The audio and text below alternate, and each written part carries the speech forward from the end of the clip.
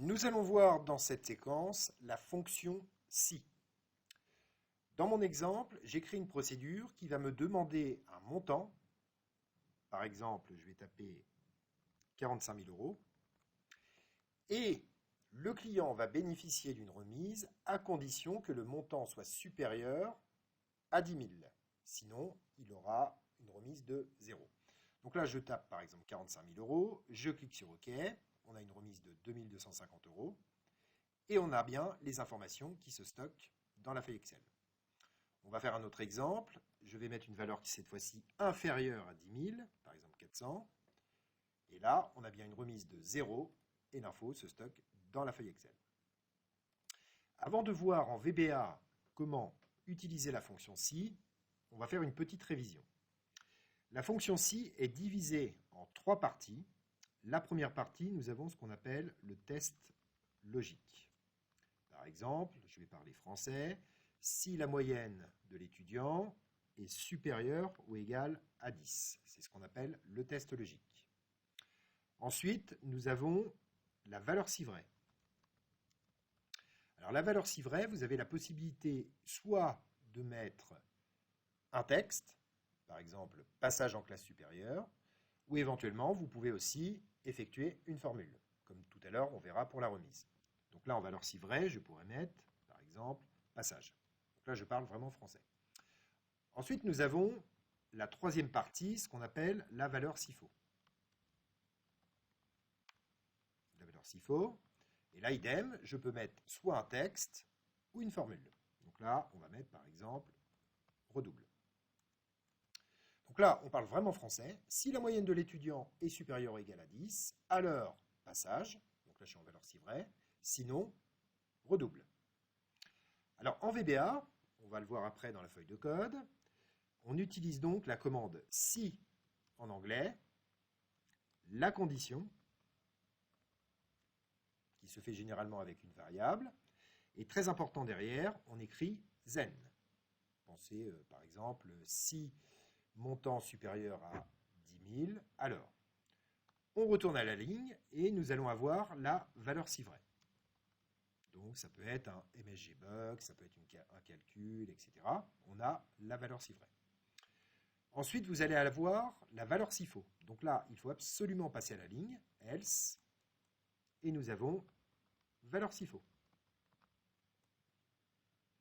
Et très important, le si se ferme. Ne pas oublier de mettre endif. Voilà. Donc on est bien d'accord. La condition, donc if condition, then, on va à la ligne, on va écrire le code valeur si vrai, donc ça peut être plusieurs lignes. Là, j'ai qu'une ligne, mais on peut en avoir plusieurs. Sinon, valeur si faux et fin de si. Alors, ce que je vous propose, on va aller voir le code qui permet justement de calculer la remise en fonction du montant. Alors, je vais commenter mon code. On va faire en même temps une révision. On voit bien ici que j'ai créé une variable de type monétaire. Ce qu'on a vu en cours. Donc, première étape, je déclare ma variable en format monétaire. Donc, je vous rappelle que currency, c'est du format monétaire. Ensuite, je vais alimenter ma variable.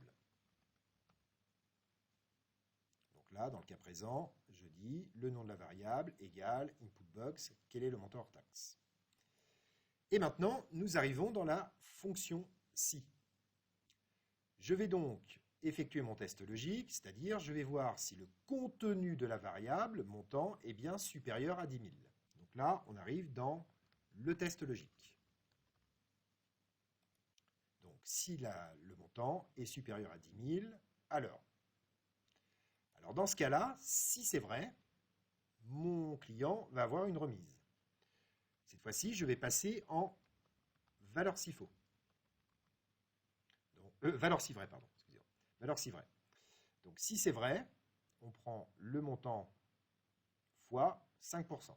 Donc la remise, elle va être égale au montant fois 5%. Très important, ne notez pas 5% puisque là, il ne va pas du tout apprécier. On tape 0,05. J'insiste aussi sur le point et non une virgule. Par contre, Si c'est faux, ça veut dire qu'en fait, le montant n'est pas supérieur à 10 000, il va donc être obligatoirement inférieur ou égal. On passe donc en valeur SIFO. Donc là, je passe en valeur SIFO. Et là, cette fois-ci, la remise, elle est égale à 0.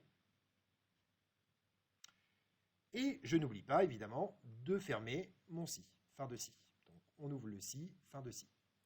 Alors, pour info, vous remarquez qu'ici, j'ai un petit alinéa. Alors, on pourrait très bien, mais il faut éviter, mettre le texte complètement à gauche ici, comme ça. Mais pour la lecture, c'est pas clair, parce que là, j'ai pas beaucoup de code. Mais quand vous avez beaucoup de code, je vous invite à vous mettre juste là et appuyer sur tabulation. D'accord ? Alors, vous pouvez appuyer sur tabulation juste avant de taper votre code, mais il est vraiment conseillé de faire tabulation parce que comme ça, c'est plus facile à lire. On voit bien que là, je suis en valeur si vrai, else, donc là, ça fait partie du if, et là, en valeur si faux, je fais un décalage. Donc, c'est pas obligatoire. Et pour terminer, ce qu'on a vu, je fais un petit mgbox, donc j'affiche le résultat dans un msgbox. Donc là, la remise est 2. Je rappelle que le et commercial permet de concaténer, c'est-à-dire de coller entre guillemets derrière une chaîne de caractères le contenu d'une variable. J'affiche bien.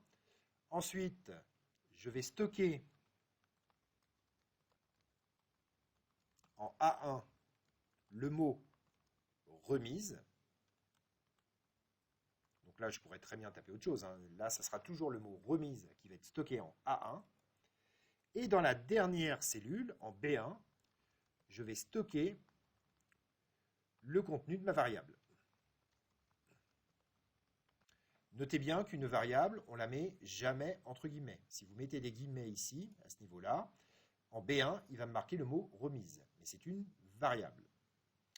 Alors, important aussi, je vois qu'il me manque une variable. C'est-à-dire que là, j'ai déclaré le montant, mais je n'ai pas déclaré ma variable remise.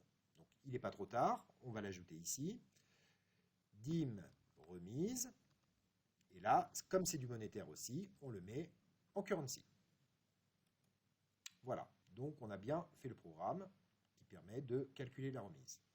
Donc je le rappelle, je clique ici, je clique sur ma procédure, je mets mon montant, 9000. Là, la remise, on va mettre plus, tiens, 90 000. On va avoir une remise. Je clique sur OK. On a 4500 € de remise. Et je clique sur OK.